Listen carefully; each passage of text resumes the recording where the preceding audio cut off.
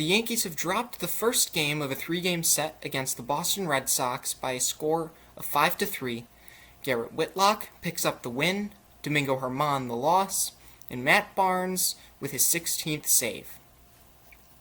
In the top of the first inning, the Yankees went quietly, DJ LeMahieu grounding out on the first pitch, and Judge barely missing the pesky pole, and Gary Sanchez strikes out. In the bottom of the first, the Boston Red Sox score 3 runs. Domingo Germán leaves a pitch up in the zone for shortstop Xander Bogaerts, who drills a 2-run double into the left center field gap. And then Hunter Renfroe followed that with an RBI double of his own. In the top of the second, the Yankees put runners on first and second with nobody out, and Gleyber Torres comes up and strikes out for the first out. Gleyber Torres has been struggling mightily of late, and I believe part of the reason might be because he looks like he's pressing. When Gleyber's at his best, he's shooting the ball all over the field. With 2 strikes, he's shortening up that leg kick and just trying to put the ball in play. I think the talk about his power numbers might be starting to get into his head, so he's trying to hit more home runs, and it's kind of just wonked up his entire swing. I think Gleyber Torres would be really good in the Yankees lineup as a contact first hitter without as much power, almost like what DJ LeMahieu is. You look at the Yankees lineup, they're predominantly right-handed, power-hitting, strikeout batters. If Gleyber Torres could become a contact, spray the ball all over the field with less strikeouts type of guys, I think it would really help the Yankees lineup balance overall. The very next batter, Gio Urshela, grounds into what looks like it should be a double play, but Xander Bogaerts cannot make the play, and it is an error, and Gio Urshela reaches. The Yankees have the bases loaded for Miguel Andujar, who strikes out, and then Clint Frazier, who works a walk to drive in Giancarlo Stanton, and then DJ LeMahieu comes in clutch, drives the ball the other way for a 2-run single. In the bottom of the second, Christian Vazquez leads off with a single, and then Michael Chavis just misses a Domingo Germán fastball right down the middle for a fly out to right, and Germán gets through the rest of the inning clean. In the top of the third, Gary Sanchez was robbed of a hit by Rafael Devers. And then after the Yankees put runners on first and second with 1 out, Gleyber Torres grounds into an inning-ending double play on an outside pitch that he pulled off of, and DJ LeMahieu would do a similar thing with a curveball from Matt Barnes later in the game. Pitches that, when they're outside and these guys are at their best, they're poking into right field.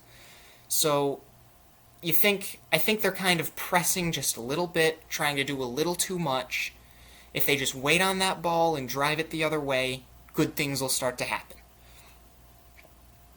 In the bottom of the third, Domingo Germán, with a runner on second, cannot field a ground ball off the bat of Rafael Devers that should have been the second out of the inning, but instead it put runners on first and third with 1 out, which set up Hunter Renfroe with an opportunity to drive in a run, and he does so with a sac fly.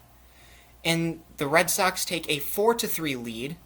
Gio makes a pretty good play to end the inning, and he leads off the top of the fourth with a double, though he is almost thrown out because of the wall in Fenway Park being so close, and Gio is not particularly fast.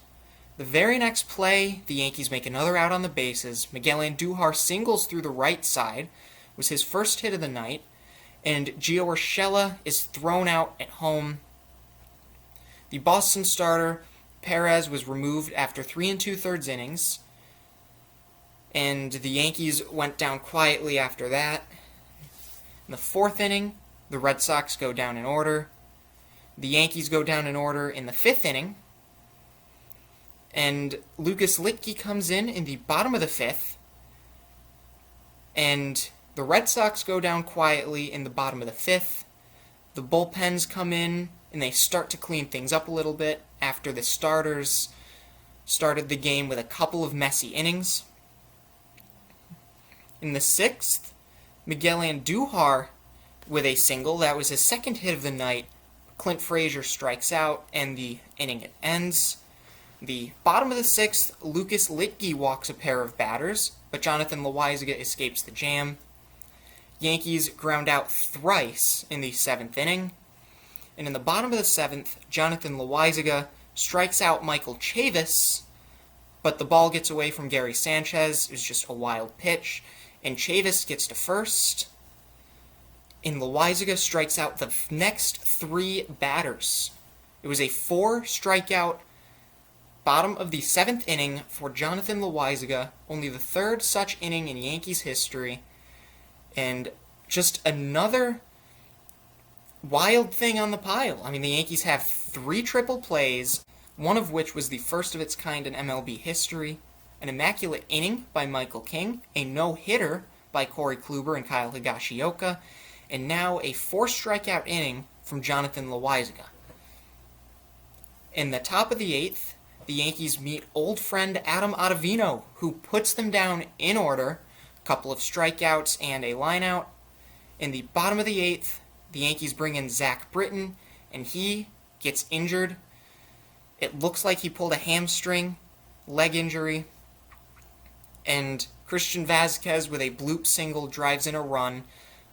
Boston leads 5-3, and then in the top of the 9th inning, Gio Urshela with an infield single to put the leadoff runner on, and then Miguel Andujar singles into left, and it looks like the Yankees are set up. They have runners on first and second with nobody out for Clint Frazier, who battles, puts together a really good at-bat, but strikes out on a Matt Barnes curveball. And then the very next batter, DJ LeMahieu, comes up and grounds into a game-ending double play.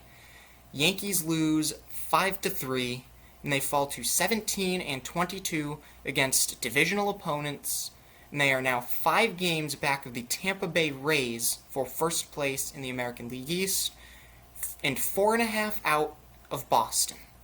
With that out of the way, let's take a peek around the East. We have the Baltimore Orioles versus the Toronto Blue Jays.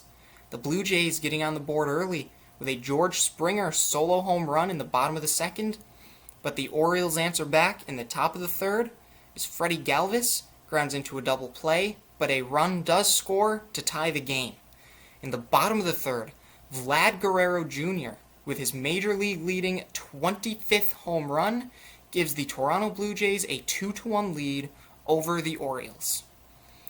Lourdes Gurriel Jr., with a ribby single in the bottom of the 4th, adds to that lead, makes it 3-1, and a Marcus Semien 2-run double in the bottom of the 7th makes it 5-1. But the Blue Jays bullpen falters yet again. In the top of the 8th, Ryan Mountcastle with an RBI single, Anthony Santander with an RBI single, and Austin Hayes with a 2-run double cap a 4-run inning as the Baltimore Orioles tie the game at 5 runs apiece. Nobody scored in the 9th, and in the top of the 10th, the Baltimore Orioles push across the go-ahead run. It is 6-5 Baltimore, and they would hold on in the bottom of the 10th to take the game 6-5. Meanwhile, in St. Petersburg, Florida, the Los Angeles Angels fly into town, and they start off early with Shohei Ohtani and Anthony Rendon homering, 2-0 Angels, but the Rays come storming out of the gate as well as Wander Franco reaching on a fielding error, and Austin Meadows with a 2-run single, 3-2 Tampa Bay. In the top of the 3rd, Jared Walsh reaches on a fielder's choice that scores the tying run, but then in the bottom of the 7th, the Rays break through with a Brandon Lau hit by pitch to take a 4-3 lead that they would hold on to. With all of tonight's AL East action out of the way, the Tampa Bay Rays sit on top of the division at 46-31, the Boston Red Sox a mere win behind them at 45-31, a half game back. The New York Yankees sit in 3rd place. They are 40-35, 5 games behind. The Toronto Blue Jays, 38-36. They are 6.5 games behind the Tampa Bay Rays. And the Baltimore Orioles are 24-52, a .316 winning percentage, and they are 21.5 games out of the division. Taking a look to tomorrow, the Yankees need to win Game 2 of this set in order to have a chance to win the series. In Game 3, they will be throwing out Garrett Cole, so you always have a good feeling when Cole's on the mound. So tomorrow night is a big game for the New York Yankees to surge back into the series and potentially set themselves up for a win. And the man they will send out to try to lead them to a win is Jordan Montgomery, who has had a solid season. He is 3-1 with a 4.03 ERA, and the Yankees have won a lot of Montgomery starts this year. But it's not easy on the opponent's side, as the Red Sox will pitch Nathan Eovaldi, who is 7-4 with a 3.90 ERA on the year, and he has struck out 78 batters. If you're the Yankees, you're looking to get on the board early and often. You can never have too many runs, especially at Fenway Park.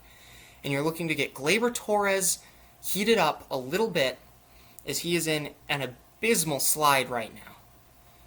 That'll do it for tonight, and as always, let's go Yankees.